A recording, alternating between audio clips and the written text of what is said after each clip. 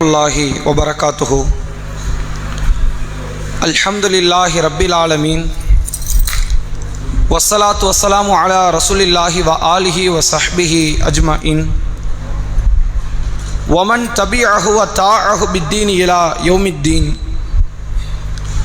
பெருமதிப்பிற்கும் மரியாதைக்கும் உரிய எல்லாம் வல்ல அல்லாஹுவின் நல்லடியார்களே, அல்லாஹுடைய பேரருளால் வாரந்தோறும் வெள்ளிக்கிழமை மக்ரிபு தொழுகையை தொடர்ந்து இஸ்லாமிய மார்க்கம் தொடர்பான மார்க்க சொற்பொழிவு நிகழ்ச்சியை நாம் நடத்தி கொண்டு வருகிறோம். அந்த அடிப்படையில் கடந்த வாரத்தில் இருந்து சஹீஹ் முஸ்லிம் என்று அழைக்கப்படக்கூடிய நபிகளாருடைய பொன்மொழிகள் பதிவு செய்யப்பட்ட ஆதாரபூர்வமான ஹதீஸ் கிரந்தத்தில் கிதாபு ஸுஹுத் வ ரகாயிக் என்று அழைக்கப்படக்கூடிய உலக பற்றின்மை தத்துவங்களை குறித்த செய்திகளை நாம் தொடர்ச்சியாக பார்த்து கொண்டு வருகிறோம். சென்ற வாரத்தில் நாம் பார்த்த செய்திகளில் இறை நம்பிக்கை கொண்டவனுக்கு இந்த உலகம் சிறைச்சாலையை போன்றது என்ற செய்திகளையும், சஹாபாக்கள் நபிகளாரிடத்தில் பொருளாதாரத்தை எதிர்பார்த்து நின்ற அந்த நிகழ்வுகளையும், நபிகளார் இந்த உலகத்தை இறந்து போன ஒரு ஆட்டை விட அற்பமானது என்று கூறிய பல நபிமொழிகளை, அதற்குரிய விளக்கங்களையும் அறிந்து கொண்டோம்.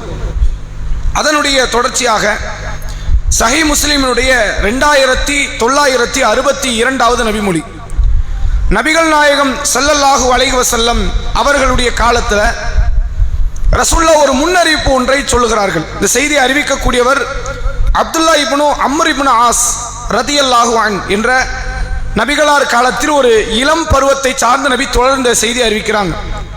ரசூலுல்லாஹ் சொன்னார்கள், கால இதா ஃபுத்திஹத் அலைக்கும் ஃபாரிஸ் ஒரு ரூம், மக்களை எதிர்காலத்தில் பாரசீக பேரரசும் ரோமபுரி பேரரசும் வெற்றி கொள்ளப்படும். யாரால்?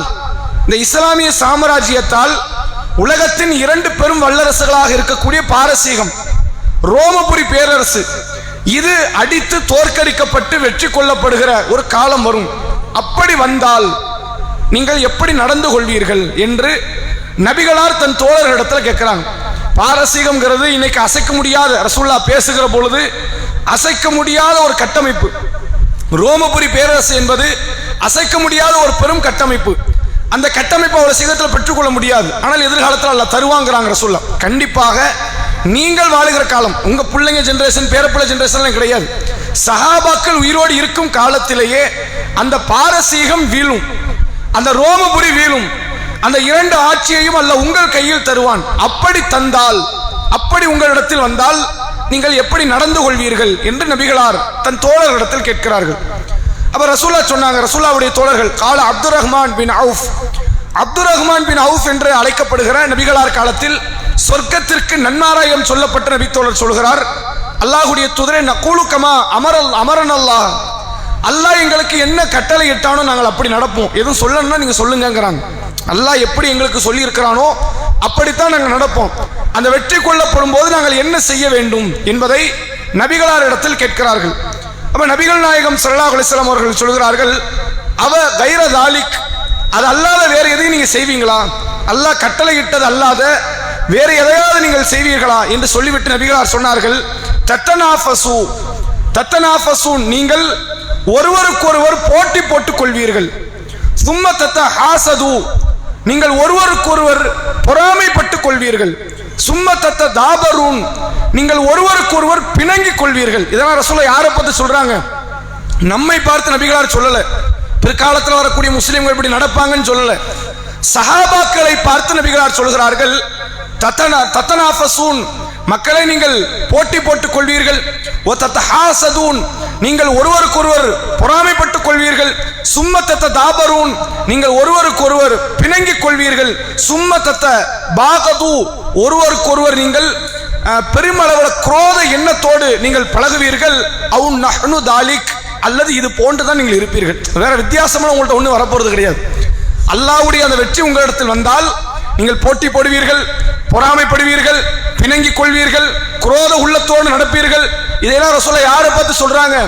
சஹாபாக்களை பார்த்து நபிகளார் சொல்லுகிறார்கள். சொல்லிவிட்டு சும்ம தந்தலிகூன ஃபீ மசாகீனல் முஹாஜிரின், பக்கத்தில் இருக்கிற ஏழை முஹாஜிர்களை பக்கத்தில் ரசூலுல்லாஹ் போயிட்டு சொல்றாங்க, ஃபத்தஜஅலனு பாலுஹும் அலா ரிகாபி பால், உங்களில் சிலர் சிலரை ஆட்சி செய்வார்கள் என்று அல்லாஹ்வுடைய தூதர்கள் சொல்கிறார்கள். அப்போ நாளை அதாவது பெருமளவில் இஸ்லாமிய சாம்ராஜ்யம் வளர்கிறது என்றால் அது முஸ்லிம் மக்களை பொறாமையின் பக்கம் தான் தள்ளும், காழ்ப்புணர்வின் பக்கம் தள்ளும்.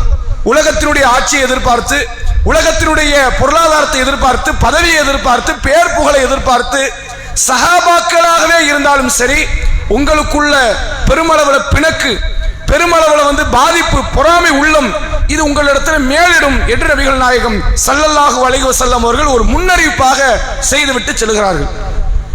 ரசூலுல்லாஹ் உருவாக்கின அந்த கட்டமைப்புக்குள்ள இந்த பிரச்சனை வருமா அப்படின்னா அன்றைய காலத்தில் அது பெரிய கேள்விக்குறி. ரசூலுல்லாஹ்வுடைய காலத்தில் அது எப்படி இந்த தோழர்களுக்குள்ள சண்டை வரும், இந்த தோழர்களுக்குள்ள எப்படி பிரச்சனை வரும். ஆனால் நபியினுடைய மரணத்தை தொடர்ந்து அடுத்த 2 ஹலீஃபாக்களுடைய மரணத்தை தொடர்ந்து சஹாபாக்கள் அந்த அதிக அளவில் இருந்த அந்த முஸ்லிம் மக்கள் அவர்களுக்குள் பெருமளவில் சண்டைகள், யுத்தங்கள் நடந்தது. அந்த யுத்தங்கள் எல்லாம் எதை நோக்கமாக வைத்த யுத்தங்களாக இருந்தது என்றால் தங்கள் மத்தியில் இருக்கக்கூடிய அந்த பொருளாதாரத்தை, பதவியை, பேர் புகழை இதை மையப்படுத்திய அளவிற்கான யுத்தங்கள் நடந்தது. அதில் அதிகமான நபித்தோழர்கள் நேர்வழியில் இருந்தவர்கள், அதிகமான நபித்தோழர்கள் இறைவனை பயந்தவர்கள், அல்லாஹ் அவர்களுடைய பாவங்களை மன்னிப்பான். ஆனால் அந்த பெருமளவுள்ள பொருளாதாரம், பேர் புகழெல்லாம் வந்தது அவர்களுக்கு மத்தியில் ஒரு குரோத எண்ணத்தை உருவாக்கியது, அவர்களுக்கு மத்தியில் ஒரு வன்மத்தை உருவாக்கியது. சஹாபாக்களை கொள்ளுகிற இடத்திற்கு கொண்டு வந்து விட்டது. முஸ்லிம் மக்களை கொல்லக்கூடிய சூழ்நிலைக்கு கொண்டு வந்தது. பல்லாயிரக்கணக்கான நபித்தோழர்கள், நபிகளார் உருவாக்கிய அந்த தோழர்கள், நபிகளார் காலத்தில் இஸ்லாத்தை கடைபிடித்த அந்த முஸ்லிமான மக்கள் கொல்லப்படுகிற நிலை சஹாபாக்களால் நடந்தது என்பதை வரலாற்றினுடைய நிகழ்வுகளில் இருந்து தெரிந்து கொள்ள முடியுது. அதனால சஹாபாக்கள் கெட்டவங்க அப்படி கிடையாது. அல்லாஹ் அவர்களுடைய பாவத்தை மன்னிக்க போதுமானவன். அவர்கள் செய்த தியாகத்தோடு ஒப்பிடும்போது இது ஒரு விஷயம் கிடையாது. அது இறைவனுக்கும் அவருக்கும் உண்டானது, விமர்சனம் பாடுவதற்கு அல்ல. எதுக்கு நினைவுபடுத்தணும் தெரியுமா? இந்த பொருளாதார மோகம் ஒருவனுடைய உள்ளத்தில் வறுமையானால் பெரும் ஈமான்தாரியாகவே இருந்தாலும் கவிழ்ந்து விடுவான், மிக பெரும் இறையச்சவாதியாகவே இருந்தாலும் சரி அந்த இடத்தில் சருகி விடுவான். அந்த பொருளாதார மோகம் அவனை உலகத்தை நோக்கியே இழுத்து செல்லும், மறுமையினுடைய சிந்தனை அவனை மறக்கடித்து விடும் என்பதை இந்த ஒரு வரலாற்று செய்தியில் முன்னறிவிப்பில் இருந்து நபிகளார் உணர்த்துகிறார்கள். அல்லாஹ் திருக்குர்ஆனில் சொல்கிறான், யா அய்யுஹல்லதீன ஆமனு லா துல்ஹிக்கும் அம்வாலுக்கும் வலா அவுலாதுக்கும் அன் திக்ரில்லாஹ். ஈமான் கொண்டவர்களே, உங்களுடைய பொருள் செல்வமோ, உங்களுடைய மக்கள் செல்வமோ அல்லாஹ்வுடைய நினைவை விட்டு உங்களை திசை திருப்பி விட வேண்டாம். அல்லாஹ் முக்கியமா, அல்லாஹ்வை நினைத்து பார்ப்பது முக்கியமா அல்லது பொருளாதாரம் முக்கியமா என்று வந்தால் பொருளாதாரத்துக்கு முக்கியத்துவம் கொடுக்காது. அல்லாஹ் முக்கியமா, உங்கள் பிள்ளைகள் முக்கியமா, சொத்துக்கள் முக்கியமா என்று வந்தால் பிள்ளைகளுக்கு, சொத்துக்களுக்கு முக்கியத்துவம் கொடுக்காது. ஒமை யஃஅல் தாலிக், எவன் அப்படி செய்வானோ, அல்லாஹ் விட்டுட்டு, அவன் மார்க்கத்தை விட்டுட்டு, மறுமை பற்றை விட்டுவிட்டு, மறுமை சார்ந்த சிந்தனை விட்டுவிட்டு உலக பொருளாதாரம் போதும், உலகத்தில் இருக்கிற சொத்துக்கள், சுகமான வாழ்க்கை போதும் என்று எவன் அதை நோக்கி திரும்பி விடுகிறானோ உலாயிக்க ஹுமுல் ஹாசிரூன், அவன் பெரும் நஷ்டவாளி என்று அல்லாஹ் பேசுகிறான். யார் அவன்? அல்லாஹ்வை விட்டுவிட்டு ஒருவன், மார்க்க சிந்தனைகளை விட்டுவிட்டு பொருளாதாரத்தை நோக்கி ஒருவன் திரும்புவானே ஆனால் அவன் நஷ்டத்திற்குரியவன். நாளை மறுமையில் அவன் பெரும் பாதிப்பை, நரகத்தை அடைவான் என்பதை அல்லாஹ் திருக்குர்ஆனில் சொல்கிறான். அதைத்தான் நபிகளார் சொல்கிறார்கள். இந்த பொருளாதாரம் வரும் பொழுது, இப்ப உங்கள்ட்ட ஒரு பொருளாதாரம் கிடையாது, மிஞ்சி மிஞ்சி போன முஸ்லிம்கள்ட்ட இருக்கிற ஜக்காத்து பணத்தை எடுத்து அதை ஏழைகளுக்கு கொடுத்துக்கிட்டு இருக்கிறோம். ஆனால் ஒரு காலம் பாரசீகம் விழும், ஒரு காலம் ரோமபுரி விழும். இந்த 2 ஆட்சியையும் உங்கள் கால்களுக்கு கீழே அல்லாஹ் கொண்டு வந்து சேர்ப்பான். உலகத்தினுடைய பெரும் சர்வாதிகார ஆட்சியாக உங்களை அல்லாஹ் உருவாக்குவான். அப்படி உருவாக்கும் பொழுது நீங்கள் பொறாமைப்படுவீர்கள். நீங்கள் எப்படி நடந்து கொள்வீர்கள்? குரோத எண்ணத்தோடு நடப்பீர்கள், ஒருவருக்கொருவர் பிணங்கிக் கொள்வீர்கள். அப்படி ஒரு காலம் வரும் என்று அல்லாஹ்வுடைய தூதரவர்கள் முன்னறிவிப்பு செய்தார்கள். அந்த முன்னறிவிப்பு நபித்தோழர்களுடைய வாழ்க்கையில் நடந்தது. நபித்தோழர்கள் வாழ்க்கையில் அந்த தீ பத்த ஆரம்பிக்குது. நபித்தோழர்களை கடந்து தாபியன்கள், தபா தாபியன்கள் காலத்திலெல்லாம் அந்த இஸ்லாமிய ஹிலாஃபத்து சுக்குநூறா உடைஞ்சி நாசமாக போனது. மிக பெருமளவில் ஒரு அசம்பாவிதத்தை நோக்கி அதை இழுத்து சென்றது என்ற நிகழ்வை பார்க்க முடிகிறது. நபித்தோழர்கள் படுகொலை செய்யப்பட்டார்கள். வேற பெரிய ஆதாரம்லாம் வேண்டாம். நபித்தோழர்கள் அப்துல்லா இப்னு சுபைர் ரலியல்லாஹு அன்ஹு அவர்கள் படுகொலை செய்யப்பட்டார்கள். இன்னும் எத்தனையோ பல நபித்தோழர்கள் எல்லாம் வேறு சில ஆட்சியாளர்களுடைய அந்த பேச்சுக்கு கட்டுப்பட முடியாமலும் அதே நேரத்தில் அவர்களை எதிர்த்து நிற்க முடியாமலும் ஒதுங்கி செல்லக்கூடிய சூழ்நிலை வந்தது. பெரும் பெரும் நபித்தோழர்கள் எல்லாம் பயந்து நடுங்குகின்ற நிலையில் ஒரு கொடூரமான ஆட்சியை, மக்கள் வெறுக்கக்கூடிய ஆட்சியை இந்த பொருளாதார சிந்தனை உருவாக்கியது என்பதை நபித்தோழர்களுடைய இறுதிக்கட்ட காலம், தாபீன்களுடைய ஆரம்ப கட்ட காலத்திலிருந்து நம்மளால் புரிந்து கொள்ள முடிகிறது. அதே போன்று ரசூலுல்லாஹ் சொன்ன அடுத்த நபிமொழி நீங்கள் பார்க்கலாம். சஹீஹ் முஸ்லிம் 2963வது நபிமொழி. அபீ ஹுரைரத்த, அபூ ஹுரைரா ரதியல்லாஹு அவர்கள் அறிவிக்கிறார்கள், அன்ன ரசூலுல்லாஹி ஸல்லல்லாஹு அலைஹி வஸல்லம் கால், நபிகளார் சொன்னார்கள், இதா நதர அஹதுக்கும் இலா மன் ஃபுத்தில அலைஹி ஃபில் மால் வல் குல்க், உங்களை விட தோற்றத்திலோ, உங்களை விட செல்வத்திலோ, வசதி வாய்ப்புகள், தோற்றத்தில், அழகில் உங்களை விட மேலான ஒருவரை நீங்கள் பார்க்க நேரிட்டால், அப்படி பார்ப்போம். எல்லா காலத்திலும் நமக்கு கீழே உள்ளவனை மட்டுமே பார்த்துக்கிட்டு இருக்க மாட்டோம். நம்ம கிட்ட கையேந்தக்கூடியவர்கள், நம்மிடத்தில் தர்மத்தை எதிர்பார்க்கக்கூடியவர்கள், நம்மளை பார்த்து பொறாமைப்படக்கூடிய மக்களை மட்டும் நம்ம பார்க்க மாட்டோம். நம்மை விட பொருளாதாரத்தில், அழகில், பட்ட படிப்புகளில், பேர் புகழில், ஆட்சி அதிகாரத்தில், சுகமான வாழ்க்கையில் உங்களை விட மேலான ஒருவரை நீங்கள் பார்க்க நேரிடும். அப்படி நீங்கள் பார்த்தால் ஃபல் யந்துர் இலா மன்ஹு அஸ்ஃபல மின்ஹு, அவரை விட கீழானவரை, உங்களை விட கீழானவரை நீங்கள் பாருங்கள். நபிகளார் என்ன சொல்றாங்க? அழகுல உன்னை விட கூட ஒரு அழகு உள்ளவனை நீ பார்ப்ப, அல்லது பொருளாதாரத்தில் உன்னை விட அதிகமாக பொருளாதாரம் உள்ளவனை நீ பார்ப்ப, பட்டத்தில், பதவியில், பேரில், புகழில் நீ உன்னை விட மேலான ஒருவனை பார்ப்ப. அப்படி பார்க்கும் பொழுது உடனடியாக உனக்கு கீழே உள்ளவனை நீ சிந்தித்து பார், உனக்கு கீழே எத்தனை பேர் இருக்கிறார் என்று நீ யோசித்து பார் என்று நபிகள் நாயகம் ஸல்லல்லாஹு அலைஹி வஸல்லம் அவர்கள் சொன்னார்கள். மின்மன் ஃபுத்தில அலைஹி, அந்த அருள் கொடையில் இறைவன் வழங்கியிருக்கக்கூடிய அந்த பேரின்பத்தில் உங்களை விட கீழானவர்கள் சிலர் இருப்பார்களே, அவர்களை நீங்கள் சிந்தித்து பாருங்கள் என்று அல்லாஹ்வுடைய தூதர் அவர்கள் சொன்னார்கள். இதன் அடுத்த செய்தி 2963, அதே மாதிரி வார்த்தை, ஆனால் கொஞ்சம் வார்த்தையின் ஒரு வேறுபாட்டோடு நபிகளார் சொல்கிறார்கள். அதே அபூ ஹுரைரா ரலியல்லாஹு அவர்கள் அறிவிக்கிறார்கள், நபிகளார் சொல்கிறார்கள், உந்துரி இலா மன் அஸ்வல மின்கும், மக்களே உங்களுக்கு கீழே உள்ளவர்களை நீங்கள் பாருங்கள். வலா தந்துரு இலா மன் ஹுவ ஃபௌகக்கும், உங்களுக்கு மேல் உள்ளவர்களை நீங்கள் பார்க்காதீர்கள், உங்களுக்கு மேல் உள்ளவர்களை நீங்கள் பார்க்காதீர்கள், கீழ் உள்ளவர்களை பாருங்கள். ஃபஹுவ அஜ்தரு அல்லா தஸ்தாது நிஅமத்தல்லாஹ், அப்படி இருந்தால்தான் அல்லாஹ்வுடைய அருளை நீங்கள் சரியாக எடை போடுவீர்கள். இல்லை உங்களுக்கு போட தெரியாது. நீங்க யாரை பார்க்கணும்? மேல உள்ளவனை பார்க்காதீங்க, அவன் கோடி இருக்குதுன்னு பார்க்காதீங்க, லட்சம் இருக்குதுன்னு பார்க்காதீங்க, அதிகப்படியான வீட்டையும் வாகனத்தையும் வைத்திருக்கிறான் என்று உங்களுக்கு மேல் உள்ளவர்களை பார்க்காதீர்கள். அல்லாஹ் உனக்கு அருளை கொடுக்காத மாதிரி தெரியும். அப்படி பார்த்தா என்ன ஆகும்? அல்லாஹ் எனக்கு ஒண்ணுமே தரல. இந்த சிந்தனைலாம் ஏன் வருதுன்னா மேல உள்ளவனை பார்க்கறதுனால. அப்படியே உங்களுக்கு கீழே உள்ளவனை பாருங்க, கீழே கோடிக்கணக்கான பேர் நமக்கு கீழே அல்லாஹ் உட்கார வச்சிருக்கிறான். நம்ம கிட்ட கிடைக்கிற அந்த உணவு அவன்கிட்ட கிடையாது, நம்ம கிட்ட கிடைக்கிற ஆடை அவனுக்கு கிடையாது, நாம இருக்கிற நிம்மதியான சூழ்நிலை அவனுக்கு கிடையாது, நாம இருக்கக்கூடிய படிப்பையோ மற்ற வாழ்க்கை வசதிகளையோ இதில் எந்த ஒன்றையுமே பெற முடியாத சூழ்நிலையில் பல்லாயிரக்கணக்கான, லட்சக்கணக்கான, கோடிக்கணக்கான மக்கள் இருக்கிறார்கள். மேலுள்ளவர்களை பார்க்காதீர்கள், கீழ் உள்ளவர்களை பாருங்கள் சொல்லிவிட்டு நபிகளார் சொல்கிறார்கள், ஃபஹுவ அஜ்தரு அல்லா தஸ்தாது நிஅமத்தல்லாஹ், அல்லாஹ்வுடைய அருளை நீங்கள் குறைத்து மதிப்பிடாமல் இருக்க இது ஏற்றது என்று அல்லாஹ்வுடைய தூதர்கள் சொன்னார்கள். குறைத்து மதிப்பிடாமல் இருக்க. இறைவன் என்னத்தை தந்தா நீங்க நினைக்கிறீங்களா? மேல உள்ளவனை பார்க்கும்போது அப்படிதான் தோணும், கீழே உள்ளவனை பாருங்க இஸ்லாம் சொல்லிவிட்டு நபிகளார் சொன்னார்கள், அழைக்கும் அது, அதாவது உங்களுக்கு மேல் உள்ளவர்களை பார்க்காமல் கீழ் உள்ளவர்களை பார்ப்பது இறைவனுடைய கொடுத்த அந்த அருள்கொடைகளை சரியாக மதிப்பிடுவதற்கு அது வழிவகை செய்யும் என்று சொன்னார்கள். இன்னைக்கு கொஞ்சம் நமக்கு கீழே உள்ளவர்களை நீங்கள் சிந்தித்து பார்க்கலாம். இப்ப நமக்கு கீழே யார் இருக்கிறார்? இப்ப இஸ்லாம்ங்கிற மார்க்கத்தை நம்ம கடைபிடிக்கிறோம். இந்த மார்க்கத்தை கடைபிடித்ததுனால இந்த நாட்டில் நம்ம பெரிய பெரிய சீரழிவுகளுக்கு ஆளாக்கப்படுறோம். விலைவாசி உயர்வுல இருந்து முஸ்லிம்களை நசுக்கக்கூடிய பழக்காரி. இந்த விலைவாசி உயர்வுங்கிறது எல்லா மக்களையும் தாக்கினாலும் இஸ்லாமியர்களை மட்டுமே வழிபாட்டு உரிமையில் ஆரம்பித்து கல்வி உரிமை, வேலைவாய்ப்பு உரிமை, இப்படி பல விஷயத்தில் நெருக்கடியை கொடுத்து நமக்கு ஒரு பெரிய அசம்பாவிதத்தை, அக்கிரமத்தை நிகழ்த்தி கொண்டு சில மக்கள், ஆட்சியாளர்கள் நடந்து கொண்டிருக்கிறார்கள். நமக்கு தோணுது, சவுதியில் உள்ளவன் எவ்வளவு அழகா இருக்கான் தெரியுமா?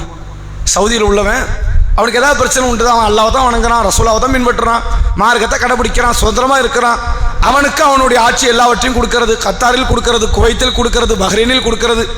சரி, அதெல்லாம் முஸ்லிம் நாடு. முஸ்லிம் இல்லாத முஸ்லிம்களால் ஆட்சி செய்யப்படாத நாடுகள் என்று எடுத்துக்கொண்டால் அப்படிப்பட்ட நாடுகளிலும் நிம்மதியாக வாழக்கூடிய முஸ்லிம்கள் லட்சக்கணக்கான பேர், கோடிக்கணக்கான பேர் இருக்கிறாங்க. நாம இப்படி இருக்கிறோமே. நமக்கு கீழே இருக்கிற பாலஸ்தீனத்தை கொஞ்சம் சிந்திச்சு பாருங்க. ஒரு நாளைக்கு ஒவ்வொரு நாள் பொழுதும் அங்கு ஊனமாகக்கூடிய குழந்தைகளுடைய எண்ணிக்கை அதிகமாகிட்டு இருக்கு. பல்லாயிரக்கணக்கான சிறுவர்கள், சிறுமியர்களுடைய கால் கை போயிடுச்சு. இப்போ கால் கை போகிறது, உயிர் போகிறத விட மோசமான காரியம்லாங்க. உயிர் போயிடுச்சுன்னா ஆள் முடிஞ்சிருச்சு, அப்படியே கொண்டு போய் வருத்தப்பட்டு அழுது கொண்டு போய் ஜனாசாவை அடக்கம் பண்ணிடலாம்.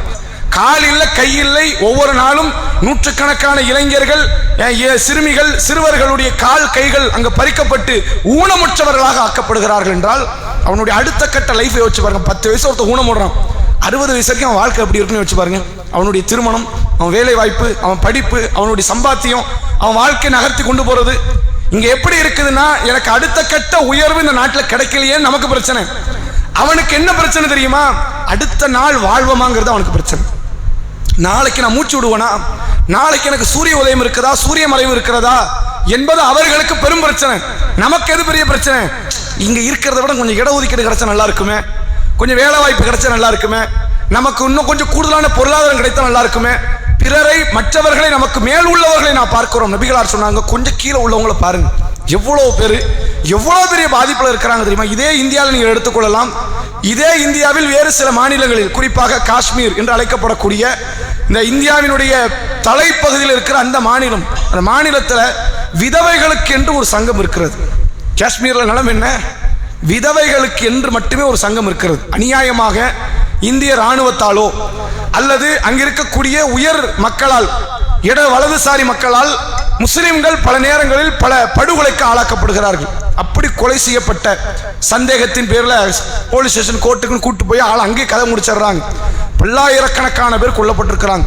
அவங்க மனைவிமார்கள், அந்த விதவை பெண்கள் எல்லாம் சேர்ந்து ஒரு சங்கம் அமைச்சிருக்கிறாங்க. அப்படி ஒரு சங்கத்தை ஊரில் காட்ட முடியுமா? இதே காயப்பட்டது காட்டுங்க. எங்க கணவன்மார்கள் எல்லாம் அநியாயமா கொண்டுட்டாங்க, நாங்கெல்லாம் சேர்ந்து ஒரு சங்கம் அமைத்தோம், ஒரு சங்கத்தை காட்ட முடியுமா? இந்த தூத்துக்குடியில் காட்ட முடியுமா? அல்லது இந்த தமிழ்நாட்டில் காட்ட முடியுமா? தென் மாநிலங்களில் காட்ட முடியுமா? கிடையாது. அந்த மாநிலத்தினுடைய நிலைமை என்ன? கணவன் இறந்து போன விதவை பெண்கள், அது சாதாரண சும்மா நோய்வாய்ப்பட்டு இறந்ததுன்னு கிடையாது, அநியாயமாக படுகொலை செய்யப்பட்டு என் கணவன் இறந்திருக்கிறாரு அப்படின்னு சொல்லி பல்லாயிரக்கணக்கான இஸ்லாமிய பெண்கள் சங்கம் அமைத்திருக்கிறார்கள் என்றால் அவன்லாம் ஒரு நாளைக்கு நிம்மதியாக மூச்சு விடுறது கஷ்டம். அதே காஷ்மீரில் தான் சில ஆண்டுக்கு முன்னாடி ஒரு 12ஆம் வகுப்பு படிக்கக்கூடிய முஸ்லிம் சிறுமி, அதாவது அவன் பார்வையில் சிறுமி தான், நம்ம சிறுமின்னு சொல்றது இல்லை, அவன் பார்வையில் சிறுமி, பொது கழிப்பறைக்கு போய் பாத்ரூம் போக போயிருக்கிறாங்க. 2 ராணுவ வீரர்களால் பாலியல் துன்புறுத்தல். இதே நாட்டு ராணுவ வீரர்கள்.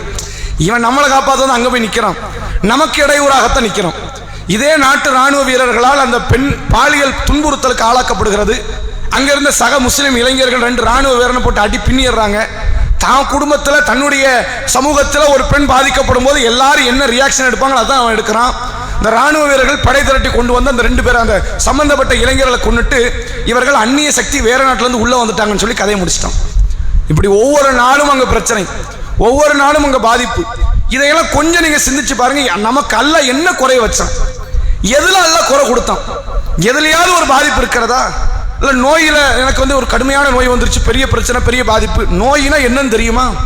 தர்மாஸ்பத்திரிக்கு போய் பாருங்க, ஹை கிரவுண்டில் போய் பாருங்க, அங்க அட்டண்டா இருக்கிறதுக்கு ஆள் கிடையாது. அப்படி குழந்தையை பெற்றெடுக்கக்கூடிய பெண்கள் உண்டு. ஒரு பெண்மணி குழந்தை உண்டா இருக்காங்க, கணவர் உண்டு, கணவர் குடும்பத்தார் உண்டு, பக்கத்தில் வந்து நின்று அட்டண்டா நிக்கணும்ல. பிள்ளையை பெற்றெடுக்கிற சும்மாவா? வந்த உடனே கையில எடுத்து கொடுத்தோன்னே அப்படியே ஆட்டோ பிடிச்சி போயிடலாம். அப்படியா?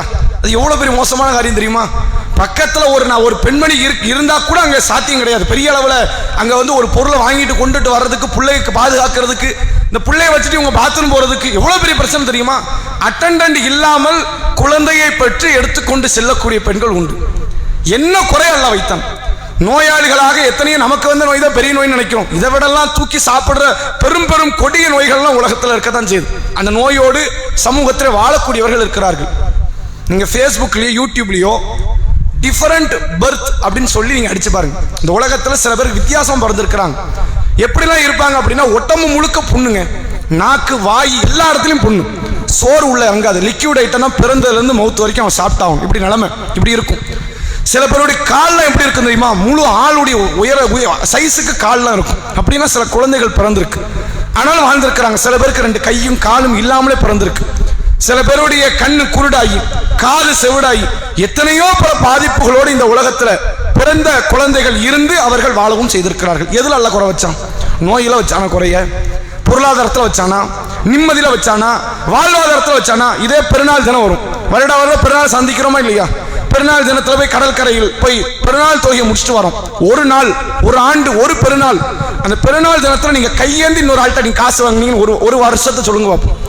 ஆனா ஒவ்வொரு ஆண்டு பெருநாளிலும் உங்களிடத்தில் ஒரு 100 பேராவது வந்து கேட்டுட்டு போயிருவாங்க, உங்க வீட்டு வாசல்ல கறி இருக்குதா, சோறு இருக்குதா, சாப்பாடு தாங்களேன், காசு தாங்களேன், உங்களை எதிர்பார்த்து வருவார்கள். உங்களிடத்தில் பொருளாதாரத்தை நாடி இருப்பார்கள். என்ன குறை எல்லாம் கொடுத்தோம், ஏதாவது ஒரு குறை பெரிய அளவில் காட்டணும்ல, ஒரு குறை கிடையாது. உண்மையில் சொல்ல போனால் இறைவன் நம்மை மிக நிம்மதிகரமான ஒரு வாழ்க்கையினுடைய சூழ்நிலையில் வச்சிருக்கணும். பிரச்சனை என்ன அப்படின்னா, ஒரு நாள்ல அந்த குறிப்பிட்ட அந்த பணத்தொகையை கடத்தி கொண்டு போறது கொஞ்சம் கைப்பிடித்தமா இருக்கும். மாச ஆரம்பத்தில் ஒரு மாதிரி இருக்கும், மாச கடைசியில் ஒரு மாதிரி இருக்கும். இவ்வளவுதான் பிரச்சனை. கணவன் மனைவிக்குள்ள பிணக்கு வரும், காலையில சண்டை, நைட்டு சேர்ந்துருவாங்க. எத்தனை தம்பதியர்கள் விவாகரத்தோடு போய் முடிந்து அந்த தம்பதியர்களுடைய வாழ்க்கையெல்லாம் பெருமளவில் பிரச்சனையோடு கடந்து அப்படியான சூழ்நிலை அல்ல நமக்கு தந்தானா? எத்தனை பேருக்கு குழந்தை இல்லை தெரியுமா? குழந்தை இலகுவாக கொடுத்திருக்கிறானே. எத்தனையோ பேருக்கு குழந்தை வந்து இந்த குழந்தை ஏண்டா வந்துச்சுன்னு நினைக்கிற அளவிற்கு நோய்வாய்ப்பட்ட குழந்தைகள் எவ்வளவு பேர் தெரியுமா? இந்த இந்தியாவில் ஆரோக்கிய குறைபாட்டோடு சத்து குறைபாட்டோடு பிறந்து இப்படி ஒரு பிள்ளை பிறந்துருச்சு அப்படின்னு அந்த பிள்ளையை கொல்லவும் முடியாம, வச்சு வாழவும் முடியாம, மருத்துவம் பார்க்க பொருளாதாரமும் இல்லாம, ஒவ்வொரு இடத்துல சமூக வலைதளத்தில் செய்தியை பரப்பி அதன் மூலமாக பொருளாதாரத்தை பெற்று தன்னுடைய பிள்ளைகளை வளர்க்கக்கூடிய பெற்றோர்கள் எத்தனை பேர் இந்தியாவில் இருக்கிறாங்க தெரியுமா? எதுல அல்லாஹ் குறை வச்சான்?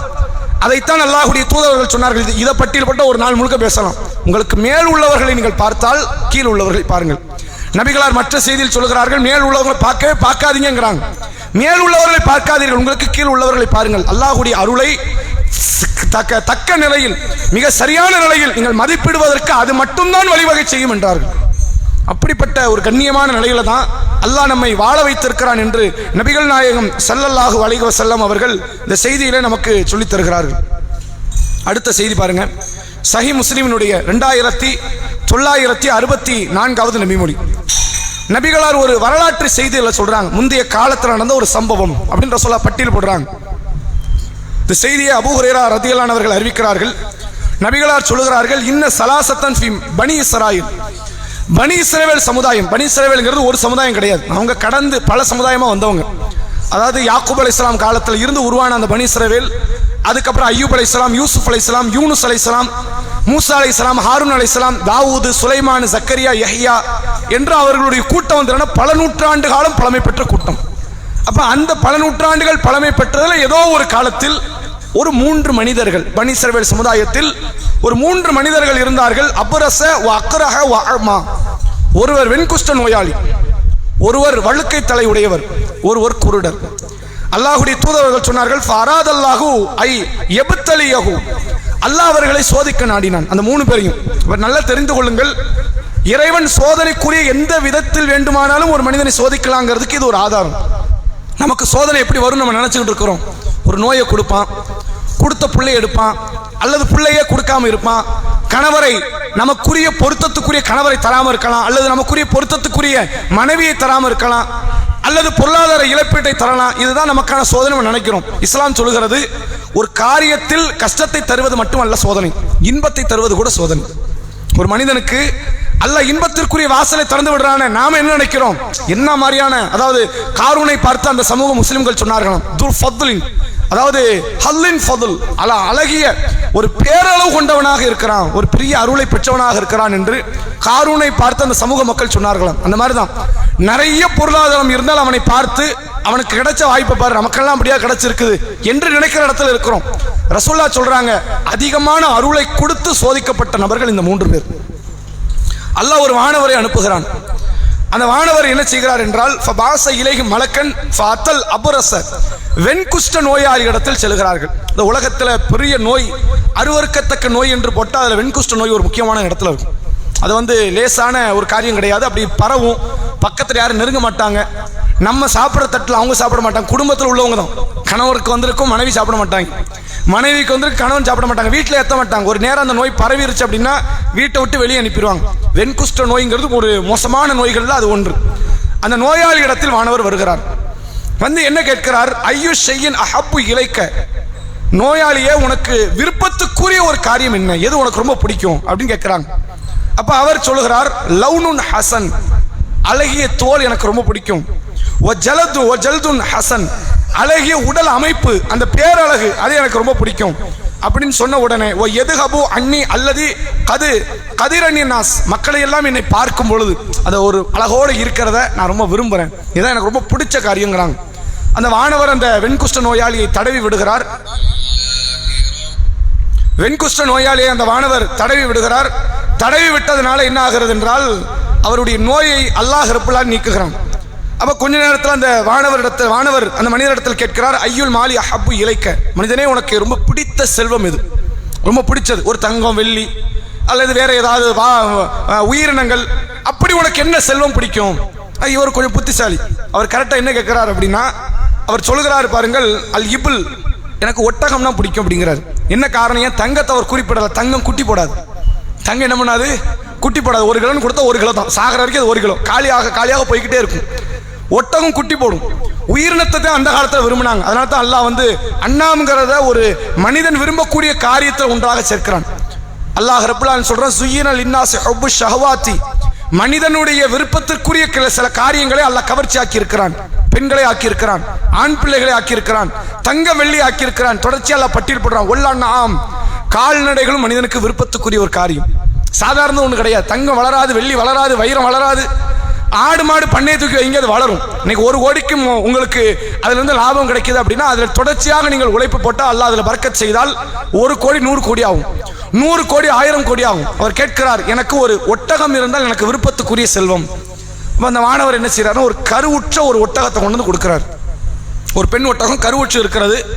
என்ன காரணம்? வெறும் ஒரு ஆண் ஒட்டகம் இருந்தால் கொண்டு என்ன லாபம் இருக்கு? சும்மா மேய்ச்சிக்கலாம், அப்படியே கொண்டு போய் பயணத்துக்கு பயன்படுத்தலாம். அதுல இருந்து பால் கூட கிடைக்காது ஆண் ஒட்டகத்துல இருந்து. கடைசியில் அது சாகிற நேரத்தில் அறுத்து அதை கறியாக்கிக்கலாம். ஆண் ஒட்டகத்தை கொண்டு இவ்வளவுதான். அதாவது நீங்க பாருங்க, மனிதனை தவிர உலகத்தில் உள்ள எல்லா ஜீவராசியுமே பொம்பளை தான் வேணும்னு மனிதன் எதிர்பார்க்கிறோம். தாய் இனத்துல மட்டும் தான் ஆம்பளை வேணும்னு எதிர்பார்க்கிறோம். அது மனிதனுடைய செட்டிங்ஸ், ஒன்றும் பண்ண முடியாது. இல்லை, தாய் இனத்துல மட்டும் என்ன வேணுமா, ஆம்பளை பிள்ளை பிறந்தா நல்லா இருக்கும், பொம்பளை பிள்ளை வேண்டாம், அது ஒரு மனநிலை. இதை எதிர்பார்க்கறது ஒரு ஆம்பளை எதிர்பார்த்துட்டா கூட பிரச்சனை இல்லை. எதிர்பார்க்கறது யாரும் எதிர்பார்க்கிறா? பொம்பளை தான் எதிர்பார்க்கிறா. எனக்கு வந்து கண்டிப்பா ஆம்பளை பிள்ளை தான் வேணும், பொம்பளை பிள்ளை வேண்டாம். ஆட்டுல ஆம்பளை ஆடு வேண்டாம், மாட்டுல ஆம்பளை மாடு வேண்டாம், ஒட்டகத்துல ஆம்பளை ஒட்டகம் வேண்டாம். ஆனா பிறக்கிறது மட்டும் எது வேணுமா? தனக்கு பிறக்கிற ஆண் மட்டும், அதாவது மனிதன் மட்டும் அது ஆணாக இருக்குன்னா அது ஒரு செட்டிங்ஸ் எல்லாம் ஏற்படுத்திட்டான். அல்லாஹ்வே குர்ஆன்ல அப்படிதான் சொல்றான், ஒல் பனீன், ஆண் பிள்ளைகளை பற்றி ஒரு மோகம் மனித உள்ளத்துல இருக்குங்கிறான். ஆம்பளை பிள்ளைன்னா ஒரு விருப்பம், ஒரு ஆசை, அது ஒரு மோகம் என்று அல்லாஹ் பேசுகிறான். அப்ப அந்த மனிதருக்கு ஒரு கருவுற்ற சினை ஒட்டகம் கொடுக்கப்படுகிறது. கொடுக்கப்பட்டதோடு சேர்த்து அந்த வானவர் என்ன செய்கிறார் என்றால், பாரக்கல்லாஹு லக்க ஃபீஹா, இந்த ஒட்டகம் விஷயத்தில் அல்லாஹ் உங்களுக்கு பரக்கத்தை தரட்டும். அவர் துவா பண்ணிட்டு போயிட்டார். அடுத்த நபர், அதாவது அக்ரா என்று அழைக்கப்படக்கூடிய வழுக்கை தலை உடையவரிடத்துல வந்து அந்த வானவர் வருகிறார். வந்து என்ன செய்கிறார் என்றால், அந்த வானவர் அந்த மனிதர்கிட்ட கேட்கிறாரு, உனக்கு ரொம்ப பிடித்த காரியம் எது? நல்ல அழகான முடி இருக்கணும் பாருங்க. அந்த காலத்துல முடி மேல தான் ரொம்ப ஈர்ப்பு. இந்த மனிதனுக்கு வந்து என்னன்னா அந்த தலைமுடி அழகா இருக்கணும் அப்படிங்கிறது, ஆணாக இருந்தாலும் சரி பெண்ணாக இருந்தாலும் சரி, அந்த தலைமுடி மேல ஒரு ஈர்ப்பு இருக்கும். அந்த எண்ணம், அந்த மோகம் இருக்குல்ல, இன்னைக்கு இதை மட்டும் வச்சு கோடிக்கணக்கான ரூபாயை சம்பாதிக்கக்கூடிய நிறுவனங்கள் சமூகத்தில் நிறைய பேர் இருக்கிறாங்க. ஹேர் டிரான்ஸ்பிளான்ட் பண்ணுவோமா, ஆள் இருக்கு. முடி கொட்டிருச்சா, எருவாமெட்டின்னு ஒன்று இருக்கு, தூக்கி தலையில் தேய்ச்சிருங்க. அமேசான் காடுகள் இருந்து அரிய வகை அந்த மூலிகை பேர்லாம் சொல்ல மாட்டோம், எங்க இருந்து கிடைக்குதான், இங்க எனக்கு இந்த தமிழ்நாட்டை தான் கிடைக்குதுன்னா போய் கண்டுபிடிச்சிருவோம்ல. எங்க இருந்து கிடைக்குது அப்படின்னு கேட்டீங்கன்னா, கனடா நாட்டிற்கு அருகில் இருக்கிற அமேசான் காட்டில் இருந்து தான் அரிய வகை மூலிகையால் தயாரிக்கப்பட்ட எண்ணெய் எடுத்து தேய்ச்சிங்கன்னா கருகருன்னு முடி முளைக்க ஆரம்பிச்சிடும். வழுக்கை தலையில கூட முடி முளைக்கும். அதாவது வந்து என்னன்னா, நம்மளை ஏமாத்துறதுக்கு என்னென்ன வார்த்தையெல்லாம் சொல்ல முடியுமோ அப்படிலாம் சொல்லி அப்படி ஒரு கம்பெனி வளர்ந்து வந்தப்ப அவனை ஆளே காணும். பாக்குறீங்களா, ஒரு 7-8 வருஷத்துக்கு முன்னாடி அவன் தான் பெரிய ஆளுன்னு இருந்தான் உலக அளவில். அந்த கம்பெனியே காணும். இருந்ததெல்லாம் வித்துட்டான், எவனுக்கு முடி முளைக்கிற மாதிரி தெரியல, மக்கள் யாரும் நம்பல, அந்த கம்பெனி இழுத்து மூடிட்டு போயாச்சு, அந்த கம்பெனி இல்லாமலே போயிடுச்சு. அப்ப மக்கள் மீது அந்த முடி மீது கொண்ட மோகம் இருக்குல்ல, எல்லாருக்கும் அந்த முடி மேல ஒரு மோகம் உண்டு. நல்லா இருக்கணும், சாகர வரைக்கும் கருப்பு முடி, உடனே நம்முடைய தலை முழுக்க அந்த முடிகள் இருக்கணும், வழுக்கை தலை தெரிஞ்சிடக்கூடாது, தலையில கொஞ்சம் கேப் விழுந்துடக்கூடாது. அப்படி விழுந்துட்டுனா ஒரு 20 வயசு 25 வயசு விழுந்துருச்சு நீங்க, அவருக்கு அது போதும், அதுவே அவருக்கு பெரிய மனநோயை எடுத்துட்டு வந்துடும். எத்தனை பேருக்கு இது மனநோயை கொண்டு வந்து தெரியாது. 40 வயசு கடந்து அப்ப முடி கொட்டிட்டுனா கூட அவரால் தாங்க முடியாது. அப்ப இப்படி ஒரு பாதிப்பில் இருக்கிற ஒரு மனிதரிடத்துல அல்லாஹ் வானவரை அனுப்புகிறான். அந்த வானவர் போய் கேட்கிறார், உனக்கு என்னப்பா ரொம்ப பிடிக்கும்? எனக்கு அந்த தலையெல்லாம் கருகரு முடிகள், அப்படியே தலை முழுக்க முடியா இருக்கணும், அதை நான் விரும்புறேன் அப்படிங்கிறாங்க. அந்த வானவருடைய தலையில் தடவப்படுகிறது. நல்ல அழகான முடி வந்து அவருடைய தோற்றமே, முடி வந்துட்டுனா ஒரு அழகான உருவ அமைப்பை போன்ற முகம் தெரியும். அப்ப அல்லாஹ் அதை தருகிறான். அந்த மாணவரிடத்துல கேட்கிறார், ஐயுல் அஹப்பு ஐயு ஷையின் அஹப்பு இலைக்க, உனக்கு ரொம்ப பிடித்த காரியம் எது என்று கேட்பதை போன்று ஐயுல் மாலி அஹப்பு இலைக்க, உனக்கு ரொம்ப பிடித்த செல்வம் எது என்று கேட்கிறார். அப்ப அந்த வானவர் சொல்கிறார் அல் பக்கரா, எனக்கு ரொம்ப பிடிச்சது மாடுன்னா எனக்கு ரொம்ப பிடிக்கும் அப்படிங்கிறார். அப்போ அல்லாஹ் வந்து என்ன செய்யறான், அந்த வானவருக்கு மூலமாக ஒரு கருவுற்ற சினை மாட்டை வந்து அல்லாஹ் கொடுக்கிறான். அந்த மாட்டை பெற்றுக் கொள்கிறார். சொன்ன உடனே அந்த வானவர் மாட்டை கொடுத்து விட்டு சொல்கிறார், பாரக்கல்லாஹு லக்க ஃபீஹா, இந்த மாட்டு விஷயத்தில் அல்லாஹ் உனக்கு பரக்கத்தை தரட்டும் சொல்லிட்டு அடுத்த நபர், இவங்களாம் ஒரே சமூகத்தில் வாழ்ற சக தோழர்கள். அப்ப மூன்றாவது நபர்கிட்ட அந்த வானவர் செல்கிறார். அவர் ஒரு குருட்டு மனிதர். அந்த மனிதர்கிட்ட வானவர் போயிட்டு என்ன கேட்கிறாங்க, உனக்கு ரொம்ப பிடித்த காரியம் எது? ஐயு ஷையின் அஹப்பு இலைக்க, உனக்கு ரொம்ப பிடித்த காரியம் எது? அப்ப அந்த மனிதர் சொல்கிறார், எனக்கு மிக பிரியத்திற்குரிய காரியம் ஐயரத்தல்லாஹு இலா பசரி இலா, எனக்கு மிக பிரியத்துக்குரியது அல்லாஹ் என் பார்வை திருப்பி தரணுங்கிறது. வேற எதுவும் எனக்கு ரொம்ப பிரியத்துக்குலாம் இல்லை, கண்ணு கிடைச்சா போதுங்கிறார். உண்மையான அருளை உணர்ந்திருக்கிறார். உண்மையான அருள்கிறது எது? அல்லாஹ் கொடுத்த அந்த ஆரோக்கியமான உடல் அமைப்பும் உடல் உறுப்புகளும் தான். இப்போ நம்ம கிட்ட கேளுங்களேன், கண்ணு கிடைச்சதே பெரிய விஷயமா சொல்லுவோமா? சொல்ல மாட்டோம். கண்ணை ஒரு அருளாகவே நம்ம நினைக்க மாட்டோம். என்னைக்கு அது அருளா போகும்? அது என்றைக்கு நம்மை விட்டு இழக்கிறோமோ அது அப்பதான் நமக்கு அதனுடைய அருமை பெருமைகள் தெரியும். 1 கோடி ரூபா முக்கியமா, கண்ணு முக்கியமான? கண்ணு தான் முக்கியமோ. அப்போ 1 கோடி ரூபா முக்கியம் கிடையாது. எதனால? அந்த பொருளினுடைய வெகுமதியை புரிந்ததனுடைய விளைவு. அந்த மனிதர் சொல்கிறார், எனக்கு அல்லாஹ் என் பார்வையை திருப்பி தர்றதும் எனக்கு விருப்பத்துக்குரியது. அப்போ அவருடைய கண்ணில் தடவப்படுகிறது. அல்லாஹ் அவருக்கு பார்வை தருகிறான். அந்த மனிதர் வந்து உலகத்தை பார்க்கிறார், ரொம்ப சந்தோஷம். கண்ணு தெரியாதவனுக்கு கண்ணு கிடைச்சா அது எவ்வளவு பெரிய பேரின்பம். அந்த இன்பத்தோடு இருக்கும்போது அந்த மனிதர்கிட்ட கேட்கப்படுகிறது, ஐயுல் மாலி அஹப்பு இலைக்க, உனக்கு பிடித்த செல்வம் எது அப்படின்னு கேட்கிறாங்க. எனக்கு ஆடுனா ரொம்ப பிடிக்கும். எனக்கு ஆடுனா ரொம்ப பிடிக்கும். மற்றவங்கள இதை விட வசதியான பொருளை தான் கேட்டிருக்கிறாங்க. ஆட்டோடைய மதிப்பும் ஒட்டக மதிப்பும் ஒன்றும் கிடையாது. ஆனால் ஆட்டில் தான் பறக்கத்தை வச்சிருக்கிறான். ஒட்டகத்தில் என்ன கிடையாது? பறக்கத்து கிடையாது.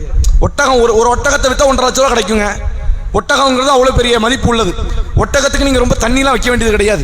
பாலைவனத்தில் அற்புதமாக வாழக்கூடிய ஒரு ஜீவன். ஆடெல்லாம் அப்படி கிடையாது. தினம் தண்ணி குடிக்கலாம் செத்து போயிடும். அப்படிப்பட்ட ஒரு ஜீவன். கடுமையான முறையில் சாப்பிடும் ஆடு.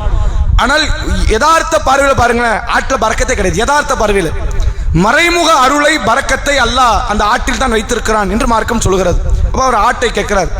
கருவுற்ற ஒரு சினை ஆட்டை அந்த மனிதரிடத்துல கொடுத்து விட்டு வானவர் புறப்படுறார். பிறகு அவர்களுக்கு கிடைத்த அந்த செல்வ பரக்கத்தை பற்றி அல்லாஹுடைய தூதர் அவர்கள் சொல்கிறார்கள், யாரிடத்துல வந்து ஒட்டகம் கொடுக்கப்பட்டிருக்கிறதோ ஒரு கணவாய் நிறைய ஒட்டகத்தினுடைய பண்ணையாக மாறிவிடுகிறது. 2 மலைக்கு மத்தியில் இருக்கிற கணவாய் இருக்குல்ல, பல்லாயிரக்கணக்கான ஒட்டகம் வருதுங்கிறான்ல ரசூலுல்லாஹ் சொல்றாங்க.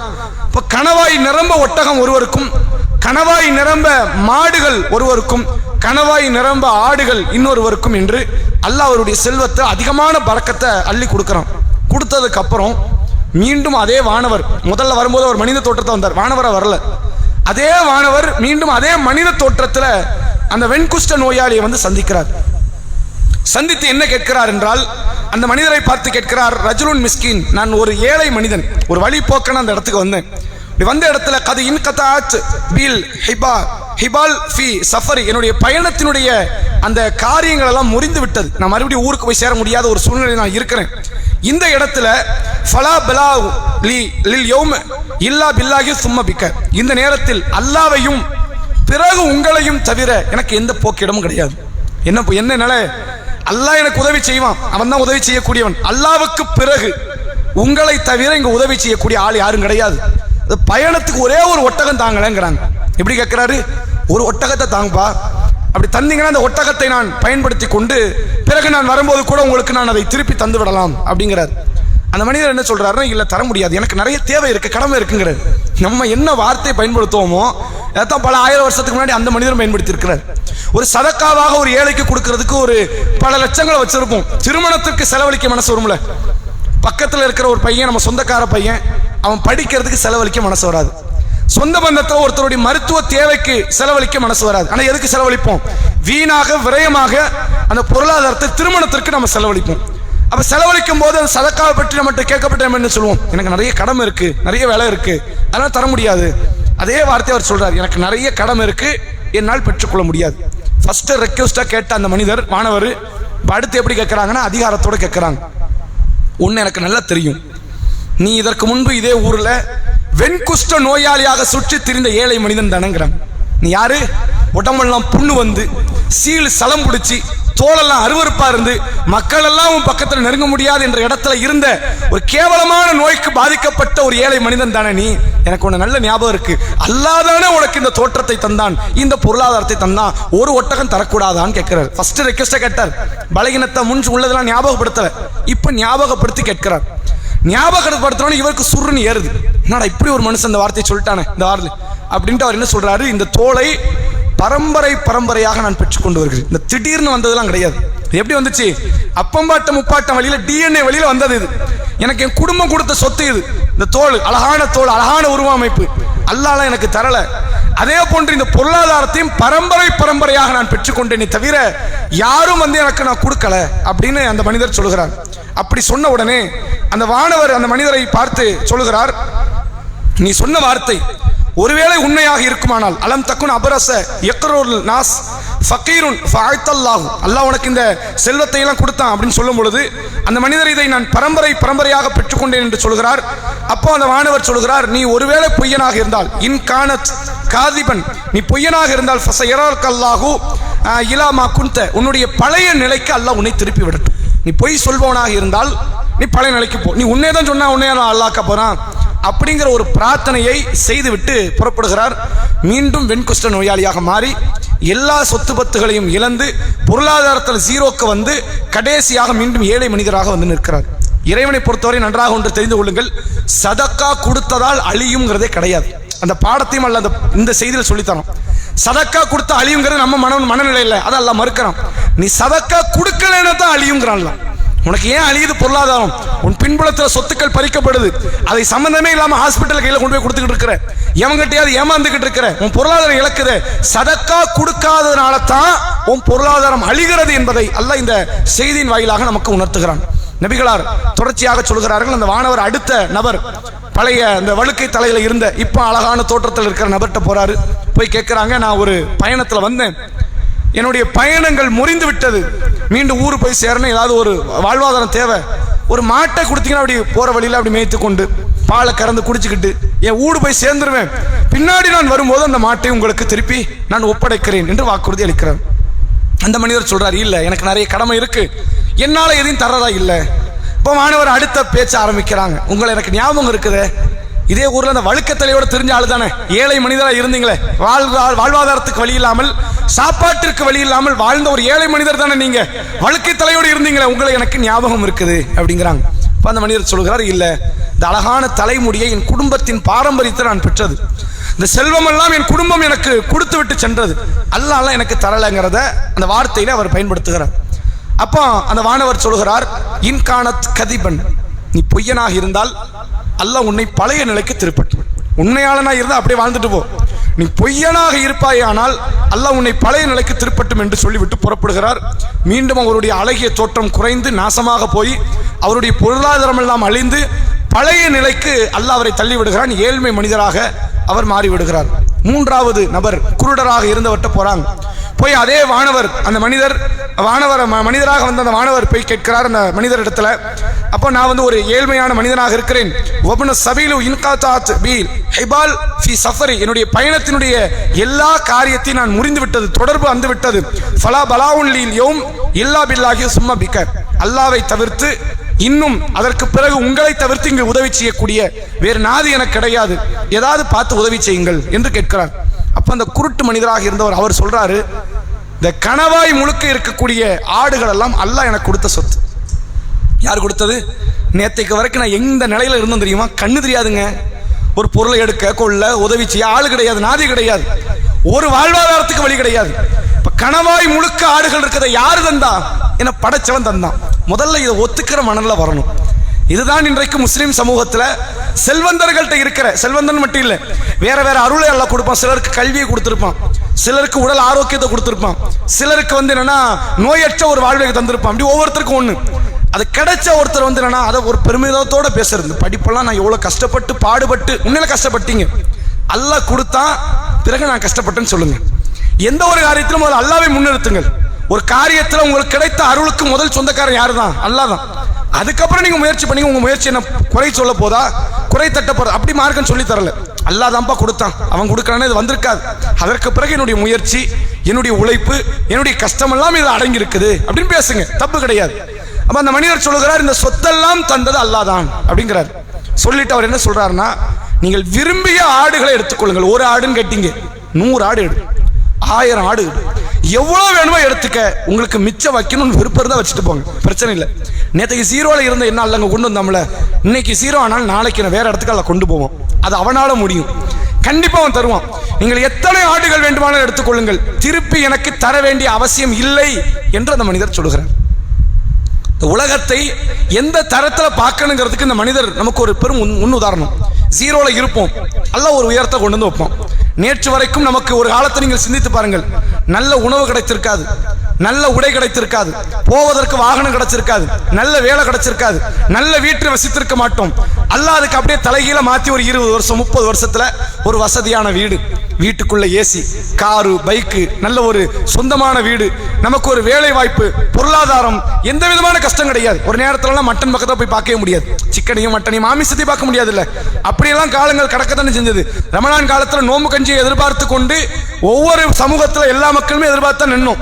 இப்போ நிலைமை எப்படி ஆயிடுச்சு, 30 நாள் நோம்பு கஞ்சி நம்மளே கொடுக்குற இடத்துக்கு வந்துட்டோம். எல்லாம் கொடுத்துட்டாமல. ஒரு பொருளாதார வளர்ச்சி, ஒரு பொருளாதாரத்தில் ஒரு உயர்ந்த இடத்துல எல்லாம் கொண்டு வந்து வைக்கிறோம். அப்படி வைக்கும் போது இந்த சிந்தனை என்ன நினைக்கணும், நமக்கு பொருளாதாரம் கூட கூட பயம் கூடிக்கிட்டே இருக்கும். இந்த பொருளாதாரத்தெல்லாம் காப்பாற்றணும், எனக்கு ஒண்ணுமே இல்லை, ஒண்ணுமே இல்லாத போது அல்லாஹ் உனக்கு தரத்தான் செஞ்சான். அப்ப இதை நீ காப்பாத்தி இதுதான் உன்னை வாழ வைக்க போகிறதா? அல்லாஹ் திருக்குர்ஆனிலே சொல்கிறான், வயலுல் லிக்குல்லி ஹுமஸத்தில் லுமஸா அல்லதி ஜமஅ மால வஅத்ததா. குறை கூறி புறம் பேசக்கூடிய ஒவ்வொருவனுக்கும் கேடுதான். அவன் தன்னுடைய செல்வத்தை சம்பாதிக்கிறான், அதை திரட்டி வைத்துக் கொள்கிறான். சொல்லிட்டு அல்லாஹ் சொல்றான், வயஹ்சபு அன்ன மாலஹு அஹ்லதா. தனது செல்வம் தான் தன்னை நிலைக்க வைக்கும் என்று அவன் நினைக்கிறான். அவன் பணம் சேர்த்த தப்பு கிடையாது, அதை சேமித்து பாதுகாத்து வைத்த தப்பு கிடையாது. எல்லாரும் செய்யலாம். சுலைமான் நபி பாதுகாக்காதே நீங்க பாதுகாத்துற போறீங்க.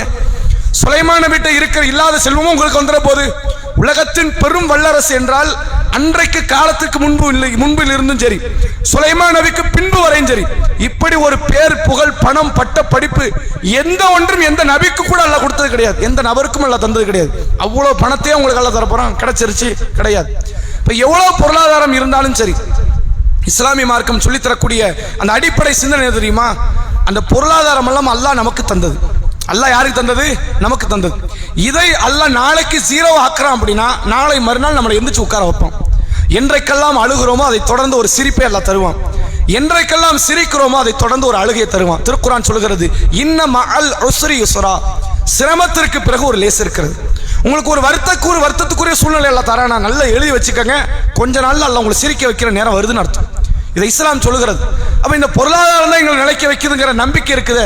இஸ்லாத்தை சரியாக புரிந்து கொள்ளாத மனிதனுடைய நிலை அது. இவர் சொல்றாரு, எவ்வளவு ஆடுனாலும் எடுத்துக்க, நீ ஏன் மிச்சம் வச்சேன்னு கேட்க மாட்டேன், ஏன் எடுத்துட்டு போனேன்னு கேட்க மாட்டேன், மிச்சம் வைக்கிறத வச்சுக்க, எடுத்துட்டு போறத போய்க்க, மொத்தத்தை எடுத்துட்டு போனாலும் பிரச்சனை இல்லை, நாளைக்கு அல்லாஹ் திருப்பி தரத்தான் போறோம், வேற வழியில கொடுக்கத்தான் போறோம்.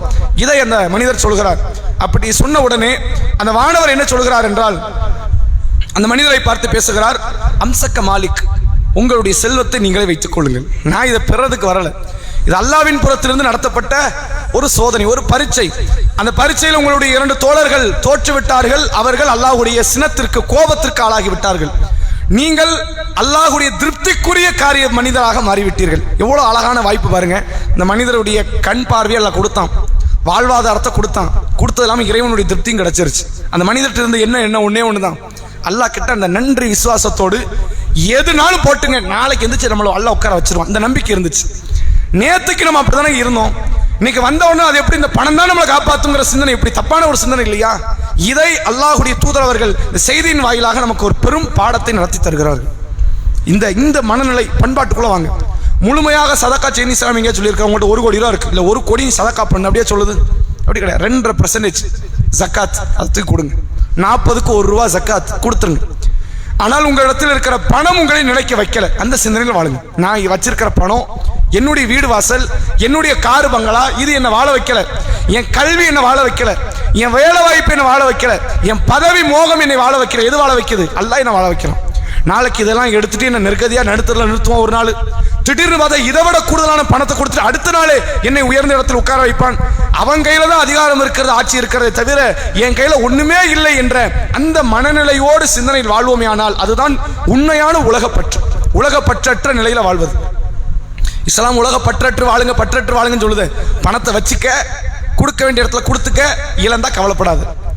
மனைவி வைத்துக்கொள், பிள்ளைகளை வைத்துக்கொள், எல்லா விதமான சுகமான வாழ்க்கைக்குரிய எல்லா அம்சத்தையும் எடுத்துக்க. இஸ்லாம் என்ன உலக பற்றற்று வாழணும் அப்படின்னா கல்யாணம் முடிக்காது நீங்க சொல்லியிருக்க. இஸ்லாம் பிள்ளையை பெற்றெடுக்காது இஸ்லாம் இங்கே சொல்லியிருக்க. ரசூலுல்லாஹ் சொன்னாங்க, அதிகமாக குழந்தை பெற்றெடுக்க ஆசைப்படுகிற பெண்ணாக பார்த்து திருமணம் முடிங்க. நாங்கள் ரசூலுல்லாஹ் ஒரு பெண்ணுக்கான குவாலிஃபிகேஷன் எப்படி முடிவு பண்ணணுமா? கணவனுடைய பொருளாதாரத்தை பாதுகாக்கிற இடத்தில், உங்கள் மீது அன்பு வைக்கிற இடத்தில், அதிக பிள்ளைகளை பெற்றெடுக்க வேண்டும் என்ற மனநிலையில் இருக்கிற பெண்களை நீங்கள் திருமணம் முடியுங்கள். கல்யாணம் பண்ண சொல்லுது, பிள்ளையை பத்துக்க சொல்லுது. ஆனா இவ்வளத்தையும் சொல்லிட்டு இஸ்லாம் என்ன சொல்லுது? உலகம் மேல பற்று அற்று வாழுங்குது. அது எப்படி பற்று அற்று வாழ முடியும்? கிடைக்கிற வரைக்கும் லாபத்தை அனுபவித்துக் கொள்ளுங்கள். அல்லாஹ் எடுத்துட்டான கவலைப்பட்டு உட்கார்ந்துடாதீங்க. அடுத்த கட்ட நகர் நோக்கி போங்க. நமக்கு எல்லாருக்குமே எந்த கஷ்டத்தை நம்ம தாங்குவோம்னா முழு உலகத்துக்கு சேர்த்து அல்ல ஒரு கஷ்டத்தை கொடுப்பான். நமக்கு ஜீரணிச்சிருவோம். திடீர்னு சுனாமி வருதுன்னு நீங்களும் ஒரு பேச்சுக்கு என்ன மட்டுமா அடிக்கும் சுனாமி? சுனாமிக்கு என்ன இவன் வீட்டை மட்டும் அடிக்கணும் தோணும்? அப்படி கிடையாது. வந்துச்சுன்னா எல்லா பணக்காரன் ஏழன் ஒருத்தனை பார்க்காது, அடிச்சு தூக்கி நெரு போட்டு போயிடும். அடுத்த நாள் காலையில எல்லாருமே ஏழையா தான் நிற்கணும். ஒரு வாழ்வாதாரம் கிடையாது, ஒரு பணங்காசு கிடையாது. நம்ம கிட்ட இருந்த வீடும் போயிருக்கும், நம்ம பக்கத்தில் இருந்தவனுடைய அடுக்குமாடி கட்டணமும் சேர்ந்து போயிருக்கும். ஒரு ஆத்ம திருப்தி என்ன மட்டும் அல்ல அடிக்கல, எல்லாரையும் அடிச்சான். இலகுவா அந்த மனநிலைக்கு வந்துருவோம். நமக்கு மட்டும் அடிய கொடுப்பானே, அப்பதான் பிரச்சனை. அது என்ன மட்டும் நீ அடிச்ச, என் பக்கத்தில் இருக்கிறவங்க பார்த்து அவனுக்கு தெரியல, கண்ணு தெரியலையே அப்படிமோ. கடவுளை படைத்தவனை பார்த்து என்ன சொல்றது? எல்லாரையும் சேர்த்து அடிப்பா, பிரச்சனை கிடையாது. எல்லாருக்கும் நோய் கொடு, எல்லாரையும் வறுமையாக்கு, எல்லாத்தையும் முகாமில் அடைச்சிரு, எல்லாத்தையும் குடும்பப்படுத்து. அதுல நான் ஒருத்தனா இருந்தேன், எனக்கு பிரச்சனை இல்லை, நோ அப்ஜெக்ஷன். என்ன மட்டும் அடிக்காது. அது என்ன மட்டும் குறி வச்சு அடிக்கிறது? இது மனிதனுக்கு பிடிக்காது. அல்லாஹ்வை பொறுத்த வரைக்கும் சோதனையே நமக்கு மட்டும்தான் வரும். முதல்ல எப்படி ஒரு சோதனை? எனக்கு வந்த சோதனை தான் என் பக்கத்து வீட்டுக்காரருக்கு வரணும் அவசியம் கிடையாது. எனக்கு நோயை கொடுப்பான், அவனுக்கு வறுமையை கொடுப்பான். அவனுக்கு எல்லாத்தையும் சாப்பிட முடியும், சாப்பிட ஒண்ணு இருக்காது. என்னால எதனாலும் சாப்பிடறதுக்கான பொருளாதாரம் இருக்கும், ஆனா என்ன பண்ண முடியாது, சாப்பிட முடியாது. இப்படி ஒவ்வொருத்தருக்கும் ஒரு அடி. நமக்கு ஒரு இனிப்பு பொருள் கிடைச்சா நல்லா இருக்குமே நினைப்போம், ஆனா நம்மள எல்லாம் ஏழ்மையை இடத்துல வச்சிருப்பான். ஒரு பணக்காரன் இருப்பான், ஒரு ஆசைப்பட்டு ஒரு மைசூர் பாக்கு எடுத்து வாயில வைக்க முடியாது, கபூர்ல தூக்கி வச்சிருவாங்க. அந்த நிலை எல்லாருக்குமே ஒரு இடத்துல அல்ல ஒரு உயர்வை கொடுப்போம், ஒரு தாழ்வை கொடுப்பான். ஒரு உயர்ந்த இடத்துல அல்ல உட்கார வைப்பான், ஒரு தாழ்ந்த இடத்தில் அல்ல உட்கார வைப்பான். ஒரு நிறை ஒரு குறை வாங்க முடியட்டும்.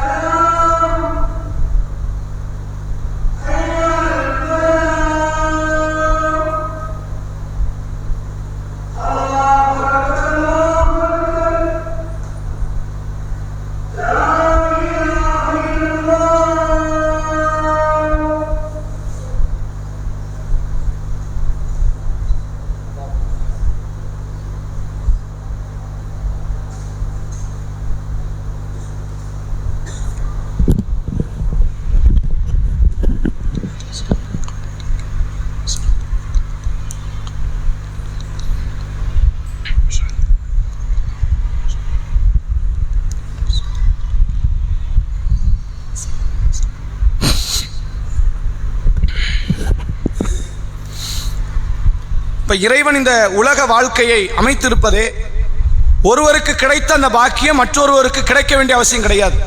அதே நேரத்தில் நம்முடைய சிந்தனை எல்லாம் எப்படி இருக்கும் அப்படின்னு கேட்டா, நான் மட்டும்தான் கஷ்டப்படுறோங்கிற நிலைமை. எல்லாரும் யாரையெல்லாம் நீங்கள் உயர்ந்த இடத்துல பாக்குறீங்களோ அவரை கூப்பிட்டு அவர் கஷ்டத்தை நீங்க கேட்டு பாருங்க. நமக்கு பணம் இல்லைங்கிறது கஷ்டம், அங்க கட்டுப்படுகிற பிள்ளை இல்லைன்னு கஷ்டம். அந்த பணம் எல்லாம் நிறைய இருக்கும், எது இருக்காது, கட்டுப்பாடோடு பிள்ளை இருக்காது. இஷ்டத்துக்கு பேசணும், இஷ்டத்துக்கு நடக்கும், அவன் பாட்டுக்கு நடக்கிறான். பாப்பாவுக்கு மதிப்பு கிடையாது, அம்மாவுக்கு மதிப்பு கிடையாது, தான் தோன்றித்தனமா தெரியும். இப்படி ஒரு பிள்ளை இருக்கிறதுக்கு பிள்ளை இல்லாம இருந்து போயிடலாமே. பிள்ளை இல்லைங்கிறது ஒரு தம்பதிக்கு கவலை என்றால், பிள்ளை இருக்கிறது ஒரு தம்பதிக்கு கவலையா இருக்கும். இப்படி பிள்ளை இல்லை என்பது ஒரு தம்பதிக்கு கவலை என்றால், அந்த பிள்ளை இருக்கானால் ஏகப்பட்ட நோய், இதுக்கு மட்டுமே 20 லட்சம் 30 லட்சம் நான் இத்தனை ஆண்டு காலத்தில் செலவழித்து விட்டேன் என்று சொல்லுகிற நிலையில் தம்பதியர்கள் இருப்பார்கள். இதை அல்லாஹ் இந்த செய்தியின் வாயிலாக நமக்கு ஒரு பெரும் பாடத்தை நடத்துகிறான். எவ்வளவு பொருளாதாரத்தின் உயர்வை பெற்றாலும் சரி, அது அனைத்துமே ஜீரோ ஆகிற நிலைமை வந்தாலும் அதுல கலங்கிடக்கூடாது. இவ்வளவு உயர்வை கொடுத்தவன் நாளைக்கு மற்றொரு உயர்வையும் தருவான். இந்த எதிர்பார்ப்போடு இருக்கணும். அல்லாஹ்வுடைய தூதருக்கு ஒரு பெரிய ஒரு முன்னுதாரணம் ரசூலா எடுக்கலாம். ரசூலாவுக்கு ஒரு உயர்வான இடத்தை 40 கொடுத்தான். 40 வயசுல இருக்கும்போது நபி யாரு? அந்த ஊரினுடைய முக்கிய ராஜாவுடைய குடும்பத்தில் ஒரு முக்கிய வாரிசாக பார்க்கப்பட்டார்.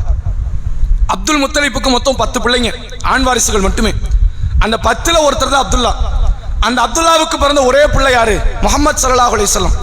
அப்ப அப்துல் முத்தலிப்புக்கு வந்து நிறைய பேர பிள்ளைங்க உண்டு, நிறைய பசங்க உண்டு, நிறைய பெண் பிள்ளைகள் உண்டு. அந்த பெண் பிள்ளைகள் பெற்றெடுத்த அந்த வகை பேர பிள்ளைகள் உண்டு. ஆனால் இவ்வளவு பேருக்கு கிடைக்காத அந்த முஹப்பத், ஒரு பிரியம் அந்த குடும்பத்தாரால் ரசூலாக்கு தான் கிடைத்தது. ஏன்னா ரசூலாக்கு வாப்பா இல்லை, பிறக்கும் போது வாப்பா மவுத், பிறந்து கொஞ்சம் வருஷத்துல அம்மா மவுத். அப்படி கிடைத்து ஒரு காலத்துல நபிக்கு பொண்ணு கொடுக்க அங்க தயார், நபி இடத்துல பொருளாதாரம் கொடுக்க தயார், நபி இடத்துல எதையும் நம்பி ஒப்படைக்கலாங்கிற இடத்துல ஒரு 40 வயதில் மிக பெரும் நம்பிக்கைக்குரியவராக, அடுத்த கட்டத்தில் நபி எதை கட்டாலும் இந்த மக்காவின் ஆட்சியாளராக கூட மாறலாங்கிற இடத்துல அல்லாஹ் உட்கார வச்சான். இந்த நுபுவத்தை கொண்டு வந்து அல்லாஹ் கொடுத்தான். ரசூல்லா தனக்கு கிடைத்த செய்தியை தயவதாட்சணை இல்லாமல் எடுத்து சொல்லணும். போய் எடுத்து சொன்னாங்க. நிலைமை என்ன? அதே குடும்பத்தாரால் விரட்டப்பட்டாங்க, அதே சமூகத்தாளார் நபிகளார் துன்புறுத்தப்பட்டாங்க. இந்த ஊரை விட்டு போனா போதும்டா, எப்பண்டா அல்லாஹ் சொல்லுவாங்கிற அளவுக்கு துன்புறுத்தல் வந்தது. அல்லாஹ் ஏகப்பட்ட பேரை அனுப்புறான், நபியை மட்டும் உட்கார வைக்கிறான். நீங்க உட்காருங்க, நீங்க போக வேண்டாம். கொஞ்ச காலம் கழிகிறது, அல்லாஹ் என்ன பண்றான்? எஸ்ரிஃப்ங்கிற மதீனாவை நோக்கி போங்கிறான். இந்த இடத்துல இருந்த அல்லாஹ்வுடைய தூதர் வாழ்வாதாரத்துக்கு ரசூலுக்கு பிரச்சனை வந்ததே கிடையாது. ஒரு நாள் பட்டினி கிடந்தாங்கன்னு சொல்ல முடியாது, நிம்மதியாக வாழ்க்கை நகர்ந்து கொண்டிருந்தது. அந்த அல்லாஹ்வின் தூதரை அல்லாஹ் மதீனாவுக்கு கொண்டு போய் சேர்க்கிறான். தொடர்ச்சியாக 3 நாள் வயிறு நிரம்ப சாப்பிட்டது கிடையாது. 3 மாத காலம் வீட்டில் அடுப்பு பத்த வைக்கப்பட்டது கிடையாது. அடிக்கு மேல அடி, உதைக்கு மேல உதை, ஏகப்பட்ட கஷ்டத்தை எல்லாம் கொடுக்கணும். 8 வருஷம் கழிச்சு முழு மக்கா மதீனாவுக்கு ஆட்சியாளராக கொண்டு வந்து நிறுத்தணும். அப்ப அல்லாஹ் ஒரு உயர்வை கொடுத்துட்டு தாழ்வை கொடுக்கிறானே, அதுக்கு கலங்காம நின்னோம்னா நேற்று வரை இருந்த உயர்வை விட கூடுதலான ஒரு உயர்வை அடையலாம் என்பதற்கு ஒரு அற்புதமான செய்தி தான் இந்த பனி இஸ்ரவேல் சமுதாயத்தை சார்ந்த 3 நபர்களை பற்றி மார்க்கம் சொல்கிறது. இன்ஷா அல்லாஹ் இதனுடைய தொடர் ஹதீஸ்களை, அடுத்தடுத்த செய்திகளை வரக்கூடிய வாரங்களில் நாம் தெரிந்து கொள்வோம். வாஹிரு தஅவானா அல்ஹம்துலில்லாஹி ரப்பில் ஆலமீன். அஸ்ஸலாமு அலைக்கும் வரஹ்மத்துல்லாஹி வபரகாத்துஹு. நாளைக்கு அந்த கேள்வி இங்கே பதில் இங்கே நிகழ்ச்சி நம்ம சொன்னோம், ஹதீஸ் இருந்து கேட்கலான்னு. ஆனால் சில பேர் இந்த குர்ஆனிலிருந்து கேட்கறதே ரொம்ப பயனுள்ளதாக இருக்குன்னு சொன்னதுனால அதையே நம்ம கொஞ்ச காலத்துக்கு கண்டினியூ பண்ணுவோம். நாளைக்கு 125 வசனம் அல் பக்ரா 100 படிச்சிட்டீங்க ஆல்ரெடி, எக்ஸ்ட்ரா ஒரு 25 நீங்க படிக்க போறீங்க. முதல் வசனத்திலிருந்து 125 வசனம் வரை படித்து விட்டு வாங்க. அதிலிருந்து கேள்விகள் கேட்கப்படும். சுப்ஹானக்கல்லாஹும்ம பிஹம்திக அஷ்ஹது அல்லா இலாஹா இல்லா அன்த அஸ்தக்ஃபிருக வ அத்தூபு இலைக். இன்ஷா அல்லாஹ் 8